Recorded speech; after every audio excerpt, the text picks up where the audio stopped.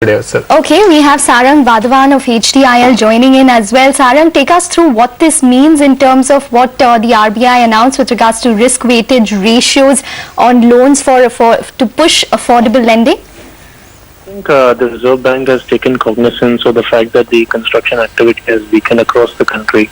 And it's important that the RBI now focuses on the affordable housing segment as well as, the inventory which is currently under construction. And I think I think the focus of RBI towards housing now, I think, is a great move for our segment. All right. Well, Sarang, just hold on to that thought. Shilpa Kumar of ICICI Bank is also joined us. Shilpa, this should be a many-sided manna from heaven for a bank like yours.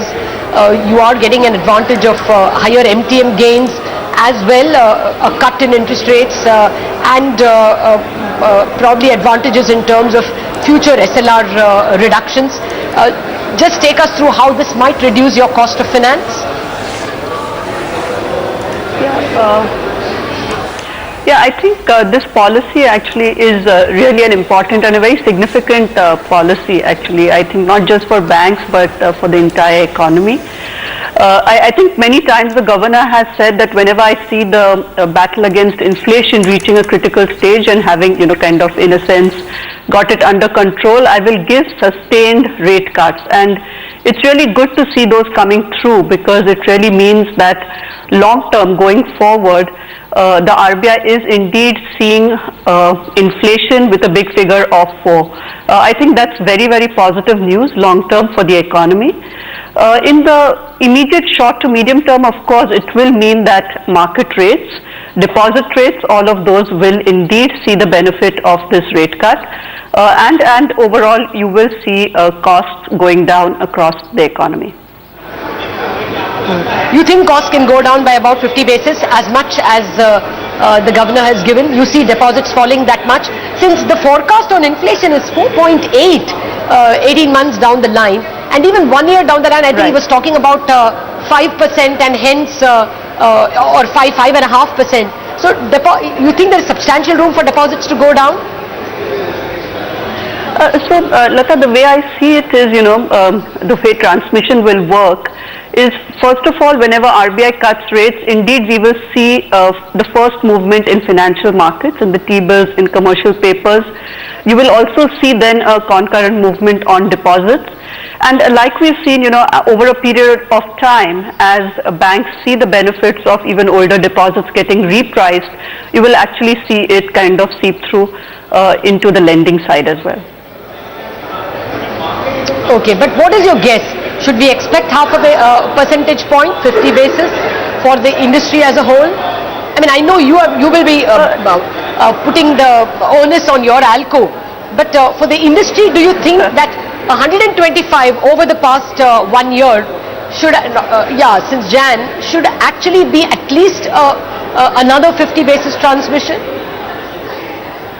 Lata, if you ask me if, and I must say that this has been also acknowledged by the RBI, the guidelines on base rate, the draft guidelines that have come out, that at least 30% of most banks' borrowings is indeed something like CASA, which is current account, savings account, where naturally the rate change does not have a direct impact. So when banks say that as the remaining 70% reprices, we will come through with rate cuts, I think in that vein, of course, you will see rate cuts pan out over a period of time, but certainly today is a day when, today and maybe the next few days when most ALCOs will be busy. Your ALCO meets today? So I guess over the next few days could even happen today if not scheduled, but we'll have to just wait and see for that. Well, SBI's ALCO meets today, we know that much. Shilpa, I want to ask you about how you see the trajectory of bond yields. When the governor says that he expects a 4.8% FY17 inflation, end quarter inflation, he's also laying out a trajectory. So what is the trajectory for the 10-year bond? Standing at 7.58, I believe. What is it by the end of the year? What is it 1 year down the line? Yeah, so Lata, like I said, this policy has really been a pretty landmark policy, I would say, for a couple of reasons. One is, first time we are really seeing RBI come out very clearly give a positive inflation direction, taking into account not just food, fuel, but also kind of implying that service side, there will be some correction going forward. So I think that's very good news for the economy, and like Governor said, sustained growth is now the target with inflation coming down in a sustained way.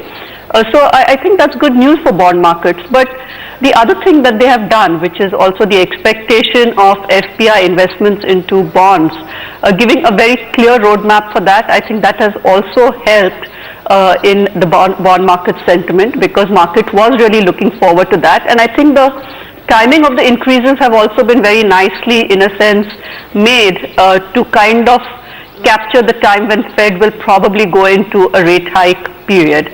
The last commentary on bond is really what we've seen, that the LCR guidelines now ask banks to further pony up more LCR requirements coming this Jan, and again the whole kind of framework for SLR movement going down every quarter by quarter percent. I think that also dovetails into an overall kind of a picture for the bond markets, and I would say therefore it's all positive. And indeed one can see bond markets possibly even go below 7.5. By the end of the calendar or end of the fiscal? Maybe by December, maybe one could really see that kind of movement. Okay, that's very positive. Shilpa Kumar, thank you very much for joining us. Okay, just one last word. Anything for the rupee at all? Because after all, FPI investments, have been increased. So, as a rupee watcher, what would you say? Still very strong for the currency? Yeah, so Lata, the way we see it is rupee actually always you have to look at it from two perspectives. One is what does it mean for flows coming in, which can directionally move the rupee, but equally what does it mean for our very important number of current account deficits. So really you can't let rupee be influenced simply by big capital flows coming in, and there we see RBI having an important role to play. We believe that something like 66 should therefore continue to be a floor, supporting rupee flows that come in, but at the same time also ensuring a fair deal for exporters to manage the inflation that they have domestically. Okay, let us assume that there is a 50 basis point rate cut in lending rates across the board. On that assumption, do you think a lot of NPAs could be saved, or a lot of SMA2s could be saved from becoming NPAs simply because the debt burden gets a little lighter? I must confess, this is more for my CFO to answer, so not something I can really comment on. All right, we'll let you go on that note. Shilpa Kumar, thank you very much for joining us with this. Sarang, Wadhawan, sorry to keep you waiting. One last question to you. What do you expect will be the reduction in the cost of loans for a small loan consumer, say a 25 lakh or a 30 lakh loanee? What might be the fall in costs? Well, I think if the RBI, this positive step by the RBI, if it is carried forward by the banks, then definitely we should see anywhere between 25 to 50 basis point decrease. But having said that, I think the banks have been a little conservative in passing ahead the interest rate reduction, and I think if that follows through, the interest burden which the companies are currently facing will definitely reduce and bring back economic activity. Okay, you're expecting therefore home loan demand to go up if there is indeed a 25 to 50 basis rate cut? Definitely. I think with the reduction in interest rate, housing demand will definitely see an uptick, and if we are able to monetize assets, then definitely it's really good for the industry on the whole. All right. Thank you very much, Sarang. Also because the Finance Minister is about to start his press conference.